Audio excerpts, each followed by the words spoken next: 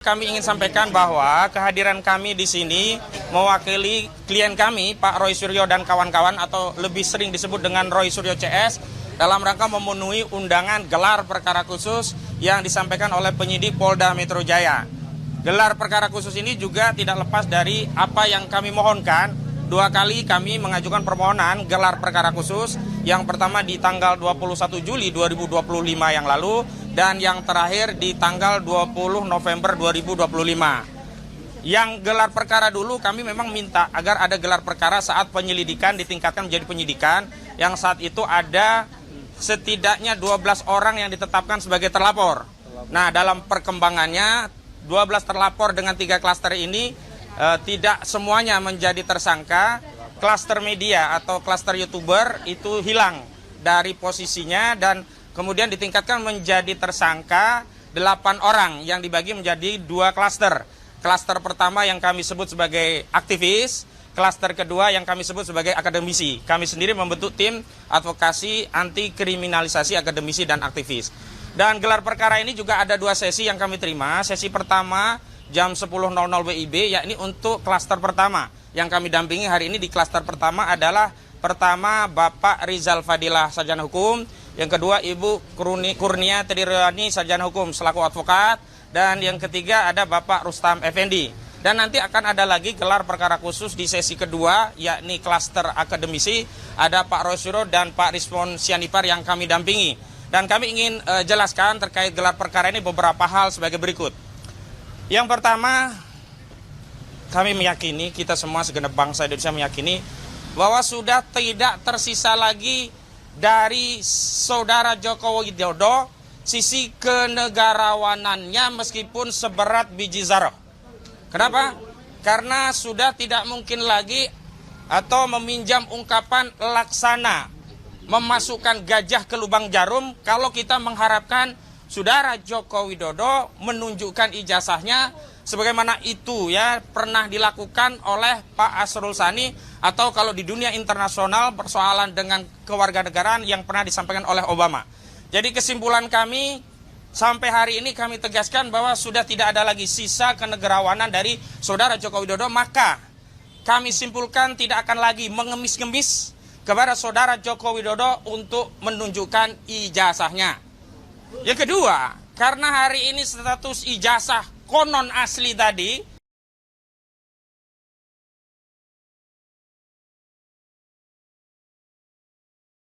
kenegarawanan dari institusi aparat penegak hukum kita adalah penyidik dari Polda Metro Jaya, di mana diharapkan dalam proses gelar perkara nanti akses terhadap barang bukti diberikan oleh penyidik dan penyidik sukarela menunjukkan barang bukti yang telah menjadikan klien kami sebagai tersangka. Sebab tidak mungkin ada orang dinyatakan sebagai fitnah dan pencemaran nama baik menyimpulkan ijazah saudara Joko Widodo itu palsu sebelum ada bukti ijazah asli ditampilkan. Dan sebenarnya dalam konteks pemeriksaan umum, biasa saja seorang penyidik menunjukkan barang bukti yang telah disita untuk meminta keyakinan sekaligus memastikan orang yang mau diperiksa apakah sudah melihat atau belum.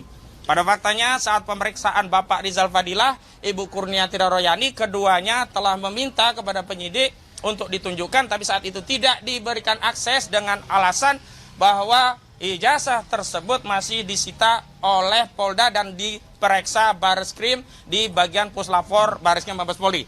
Kami harapkan hari ini sudah tidak ada alasan lagi. Namun sekali lagi kami tentu saja tidak cukup memiliki keyakinan bahwa hal itu akan dipenuhi oleh penyidik Polda Metro Jaya. Mengapa? Karena hari ini kebijakan dari institusi kepolisian yang kita cintai ini alih-alih teguh dan konsisten mengikuti hukum, asas, prosedur, dan substansinya, tetapi berulang kali menunjukkan anomali-anomali bahkan kontradiksi. Setelah Mahkamah Konstitusi mengeluarkan keputusan yang mewajibkan institusi kepolisian tunduk pada ketentuan pasal 28 ayat 3 Undang-Undang Kepolisian, di mana ditegaskan bahwa institusi kepolisian anggotanya tidak bisa menduduki jabatan sipil di luar institusi kepolisian kecuali dalam 2 keadaan, yakni anggota kepolisian tersebut sudah pensiun atau yang kedua mengajukan pengunduran diri. Tapi lagi-lagi kita justru malah kecewa karena bukannya atau alih-alih menerbitkan peraturan Kapolri untuk mentaati konsekuensi dari putusan Mahkamah Konstitusi terakhir, Saudara Listio Sigit Kapolri malah mengeluarkan Perkapolri nomor 10 tahun 2025 yang substansinya justru memberikan izin kepada anggota Polri untuk mendudukan untuk menduduki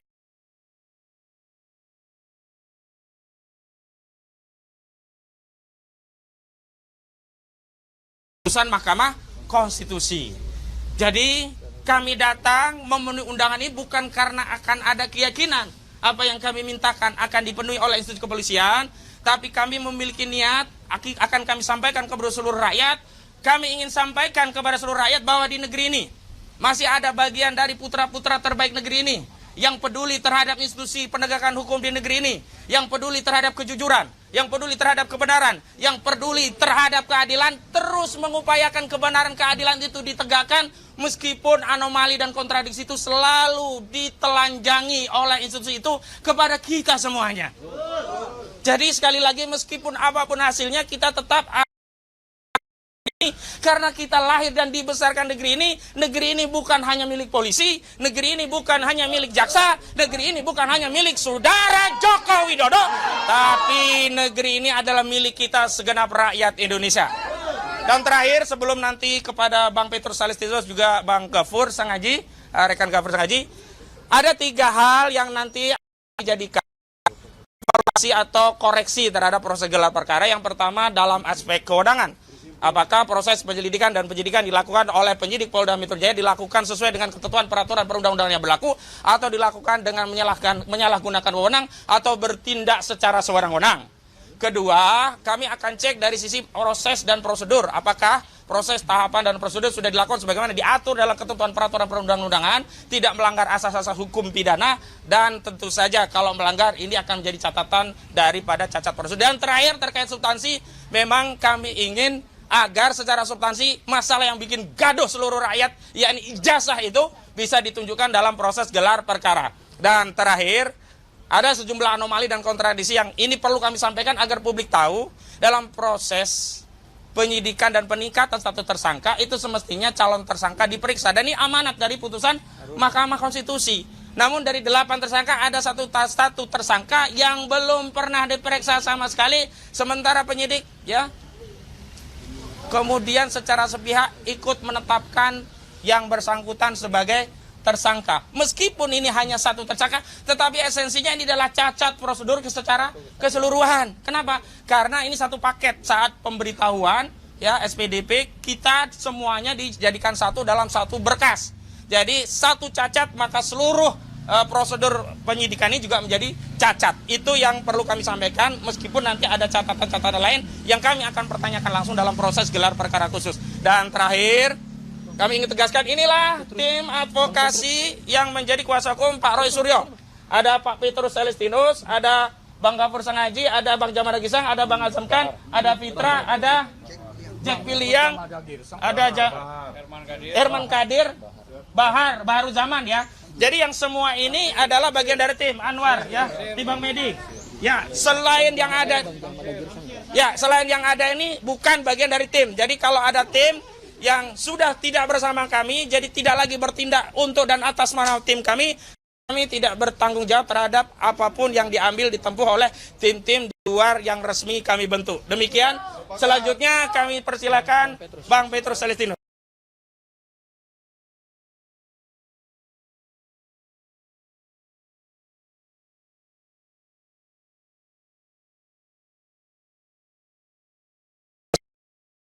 Tersangka harus cair hari ini, karena namanya gelar perkara itu selain memenuhi keinginan para pihak, terutama pihak tersangka, juga untuk memenuhi tanda tanya besar di publik tentang status ijazah Jokowi yang disebut-sebut palsu.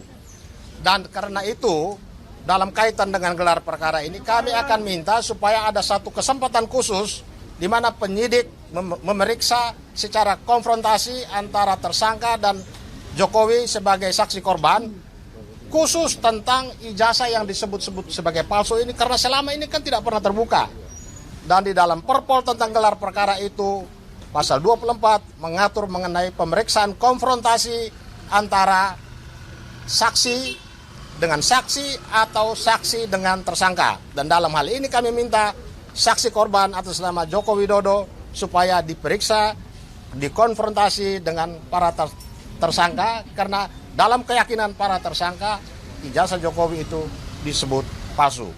Ini dua kubu yang bertolak belakang sangat jauh. Momentum dalam gelar perkara khusus ini diharapkan supaya ada ruang untuk dipertemukan tersangka dengan saksi korban. Saya kira itu saja. Mungkin teman-teman lain bisa Silakan Gafur. Saya tambahkan ya, rekan-rekan media. Jadi terkait dengan gelar perkara khusus hari ini, dari sisi materi gelar perkara, tentu yang pertama kami minta kepada penyidik Polda Metro Jaya adalah adanya kepastian hukum terkait dengan objek ijazah Pak Joko Widodo yang katanya sudah disita berdasarkan pasal 39 KUHP. Kenapa perlu kepastian? Karena antara pernyataan Pak Joko Widodo kemudian dengan pernyataan Polda Metro Jaya ini kan tidak sinkron, ya. Dan hak tersangka adalah tersangka perlu mengetahui dengan barang bukti apa mereka ditetapkan sebagai tersangka. Dan ditunjukkan hari ini kepada para tersangka itu ini adalah forum hukum, ya. Ini forum proses due process of law, kemudian ini pro justisia. Jadi penyidik perlu memberikan ruang kepada kami, para kuasa hukum dan kemudian tersangka, untuk bisa melihat objek ijazah yang katanya milik Pak Joko Widodo, supaya semua menjadi clear. Itu hal yang pertama. Hal yang kedua, terkait dengan barang bukti pembanding. Ijazah Pak Joko Widodo berdasarkan hasil laboratorium forensik, itu disebut identik dengan ijazah pembanding. Tentu hari ini kami juga ingin mempertanyakan dua hal. Dari sisi formilnya adalah terhadap ijazah pembanding itu adalah ijazahnya siapa? Apakah si Agus, si Tono, si Mira, si Andi, dan siapa yang disita? Kemudian apakah ijazah pembanding itu juga disita secara sah oleh Polda Metro Jaya? Dan dari sisi keabsahan juga berdasarkan Perpol nomor 10 tahun 2009 tentang laboratorium forensik, maka terhadap barang bukti pembanding atau dokumen pembanding perlu dinyatakan otentik, perlu dinyatakan absah oleh pihak yang mengeluarkan, yaitu pihak UGM. Kami minta dari penyidik Polda Metro Jaya supaya memberikan klarifikasi dan menunjukkan sisi formalitas daripada barang bukti pembanding yang disita itu, apakah 4 ijazah, 5 ijazah, atau 3 ijazah yang dijadikan sebagai dokumen pembanding dinyatakan absah tidak oleh Universitas Gadjah Mada. Kenapa itu penting? Karena penyidik tidak bisa mengambil barang bukti pembanding dari siapa saja. Tidak bisa mengambil dari jalan, tidak bisa orang siapa saja dipanggil untuk mendatangkan ijazahnya di sini kalau tidak pernah dinyatakan sah barang bukti itu oleh otoritas yang mengeluarkan barang bukti itu. Teman-teman Pak Joko Widodo termasuk para kuasa hukumnya kan selalu menganalogikan ini seperti mata uang. Mata uang kalau sudah dinyatakan sah oleh Bank Indonesia berarti sah. Tapi mereka lupa bahwa pembuktian mata uang berdasarkan peraturan Bank Indonesia nomor 21 tahun 2019 tentang pengelolaan mata uang itu yang diduga beredar palsu baik dalam sistem perbankan maupun di dalam sistem transaksi, itu harus disita dulu oleh Bank Indonesia, kemudian dicek, yaitu fisik umum dan fisik khususnya. Fisik umum itu seperti Dewan Gubernur yang tanda tangan, kemudian juga fisik khususnya itu misalnya seperti benang, desain atau pola mata uang tersebut. Nah, ini yang selama ini ijazah Pak Joko Widodo kan tidak pernah dinyatakan asli oleh UGM. UGM tidak pernah melihat ijazah Pak Joko Widodo dan tidak pernah memeriksa ijazah Pak Joko Widodo. Tetapi keluar dari otoritas Universitas Gadjah Mada adalah Pak Joko Widodo adalah alumni. Kami merasa bahwa pernyataan UGM itu tidak menjawab hasil penelitian Mas Roy, Bang Rismon, dan Dr. Tifa. Karena yang dijawab oleh UGM hanyalah proses akademik. Sementara yang mereka persoalkan berdasarkan pasal 263 ayat 1 KUHP, yaitu diduga ijazah tersebut palsu, fisiknya palsu. Seharusnya UGM menarik ijazah Pak Joko Widodo, membentuk tim khusus investigasi untuk memeriksa ijazah tersebut. Kalau kita mau menyamakan dengan pemeriksaan mata uang oleh Bank Indonesia. Dan yang terakhir, penyidik Polda Metro Jaya juga kami minta supaya ada pernyataan keabsahan terhadap ijazah pembanding. Karena tidak mungkin ijazah pembanding itu kalau tidak sah atau kalau absah berarti kita bisa percaya hasilnya. Tetapi kalau diambil dari orang sembarangan, kemudian tanpa pernyataan absah dari pihak otoritas yang mengeluarkan ijazah tersebut, berarti kami pertanyakan kebenaran material daripada bukti pembanding. Jangan sampai bukti pembanding itu misalnya mohon maaf, diduga dibuat di Pasar Pramuka, kemudian juga diuji sebagai barang bukti pembanding, ya tentu identik dengan yang punya ijazah yang juga diduga dibuat di Pasar Pramuka. Oleh karena itu kami minta kepastian terkait dengan bukti dokumen pembanding. Itu tambahan dari saya, mungkin Bu Kurnia saya tambahkan.